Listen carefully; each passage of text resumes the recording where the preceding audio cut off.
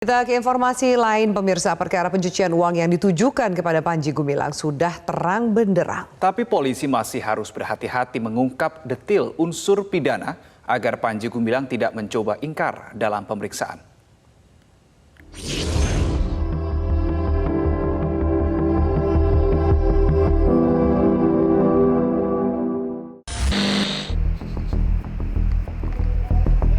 Pemimpin Pondok Pesantren Al Zaitun Panji Gumilang ternyata telah mengakui sejumlah persangkaan dalam pengelolaan keuangan yayasan, dana bos, dan zakat. Namun Panji belum ditetapkan sebagai tersangka dalam kasus ini.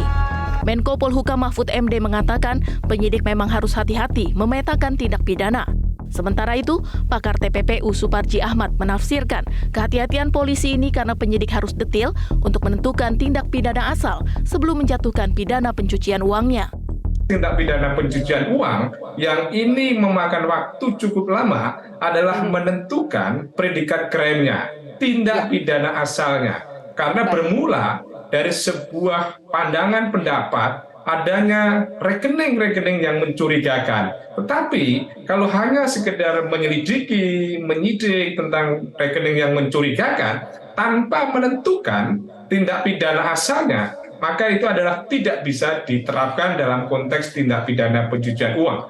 Karena tidak mungkin tindak pidana pencucian uang itu berdiri sendiri. Karena tidak mungkin. Salah satu detil yang penting adalah keterangan Panji Gumilang dalam hal pengelolaan keuangan yayasan. Sebelumnya, Panji mengakui sejumlah fakta penting di depan penyidik Bareskrim pada 7 Agustus 2023. Panji mengakui rekening pribadinya digunakan untuk operasional Yayasan Pesantren Indonesia, di mana semua transaksi keuangan di yayasan harus berdasarkan perintah Panji. Kemudian rekening pribadi Panji digunakan untuk menampung dana bantuan operasional sekolah dan semua dana pendapatan yayasan. Data PPATK tidak keliru tentang rekening pribadi untuk operasional yayasan. Saat ini perkara dugaan tindak pidana yayasan, penggelapan dan korupsi atas terlapor Panji Gumilang sudah di tangan Kejaksaan Agung. Tinggal satu hal penting yang ditunggu, yaitu perhitungan kerugian negara dari BPK. Komisi Khusus telah menerima analisa transaksi keuangan dari PPATK. Dan terkait dengan PKN, penghitungan kerugian negara, masih dilakukan oleh tim dari BPK RI. Ya.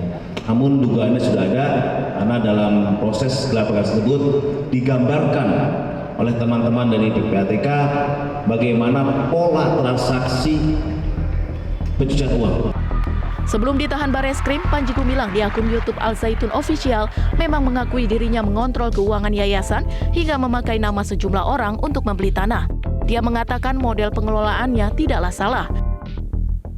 Karena itu pandangannya pandangan PNS. Cara menggunakan uang seperti begini, ini swasta. Yang penting dana yang masuk itu bisa digunakan, menguntungkan. Cara memprotek supaya tidak korupsi di kampus kita ini, begitulah caranya. Tapi hukum yayasan sebaliknya, di mana dalam pasal 5 Undang-Undang Yayasan, pembina dilarang memindahkan aset yayasan ke tangannya. Pelanggaran atas pasal ini bisa dipidana 5 tahun. Tim Liputan, Metro TV. Kita ke informasi lain, pemirsa. Kuasa hukum tersangka dugaan korupsi BTS 4G, Irwan Hermawan, Magdir Ismail, membenarkan pemeriksaan di Kejagung bertujuan untuk mengonfirmasi penyerahan uang 27 miliar rupiah kepada Kejaksaan Agung. Ia mengatakan uang tersebut untuk kepentingan kliennya. Hal tersebut disampaikan Magdir Ismail setelah diperiksa selama 5,5 jam sejak pukul 13.18 hingga pukul 18.38 WIB di Gedung Bundar Jaksa Agung Muda Tindak Pidana Khusus Kejagung pada hari Jumat. Namun saat ditanya detail kepemilikan uang tersebut, Magdir mengatakan tidak tahu.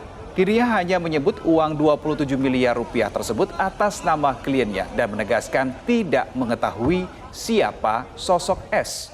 Magdir menyebut uang puluhan miliar ini bertujuan untuk mengurangi uang pengganti. Kepentingan Irwan hanya berkenaan dengan pengambilan uang yang pernah diterima. Sebelumnya Magdir menyerahkan uang kepada Kejagung sebesar 27 miliar rupiah pecahan $100 Amerika Serikat. Uang tersebut diduga bertujuan untuk mengamankan kasus korupsi BTS 4G.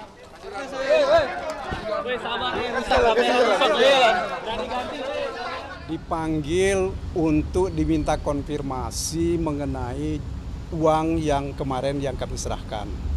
Ya, uang itu sudah kami jelaskan bahwa ini adalah uang untuk kepentingan Irwan. Dan tadi juga Irwan dipanggil untuk ditanya dan Irwan membenarkan bahwa uang itu memang untuk kepentingan Irwan. Ya, justru saya nggak tahu, saya nggak pernah tahu. Mengenai itu saya tidak pernah tahu. Ya, oke. Enggak, saya nggak pernah tahu. Bukan dari saya itu. Ya. Bukan dari